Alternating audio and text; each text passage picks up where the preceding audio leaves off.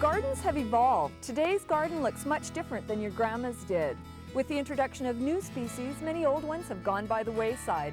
So this week on Designing Gardens, we're going to step back a few years and design an old-fashioned garden. Calgary's Heritage Park is a haven for old-fashioned gardens. Historians keep track of old plants and planting styles. Joanne met with their head gardener, Mark Lelonde, to get some advice on how to go about planting an old-time garden. The vegetables that we have in this garden are all old-fashioned rare varieties that you don't really see today. We have a French carrot over there that is from the 1800s that is a short, stout carrot that was good for heavy clay soils.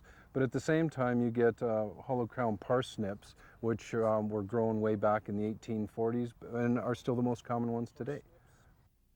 Mark says some varieties have just disappeared, but been replaced by something that maybe works a little bit better. A lot of these have fallen out of favor is that commercial seed companies have gone to ones obviously for earliness and better production, but also the ease of, for instance, mechanical pickers. Mark tells us that some of these old varieties may work better because they don't all ripen at the same time. Tomatoes in the old days were indeterminate tomatoes. They would just keep on growing and you would pick as they ripened, and they kept on going till the end of the season, whereas nowadays a lot of the tomatoes are determinate tomatoes. And what happens, they all sort of, it grows up at once, it gets to a certain height, they all produce, and that way it's a lot easier to pick at the same time. Mark says flavor is often sacrificed for hardiness in new varieties. I'll take some of the tomatoes, for instance, the subarctic series. They will set fruit even in like 10-15 degrees where the old ones wouldn't. But when you go to eat them, the taste compared to the old-fashioned flavor that you get from the tomatoes that we grow here in the park, there's just no comparison. But we may be better off these days as far as pest control goes, admits Mark. To be quite honest with you, they use some really scary things for pest control.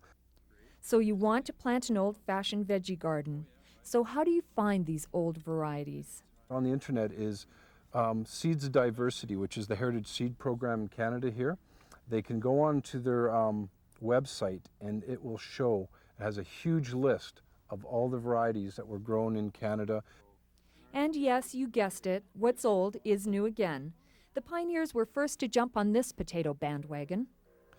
This variety here is called All Blue, and it's actually becoming quite common in the trendy restaurants because actually the potato itself is blue inside, so even when you mash them up it gets to be kind of a purple color.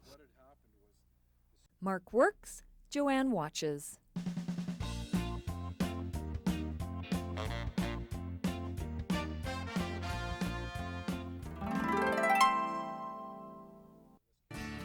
Okay, so here you have it, an old-fashioned garden. And as you can see, deer and rabbits were a huge problem back then, as they still can be today.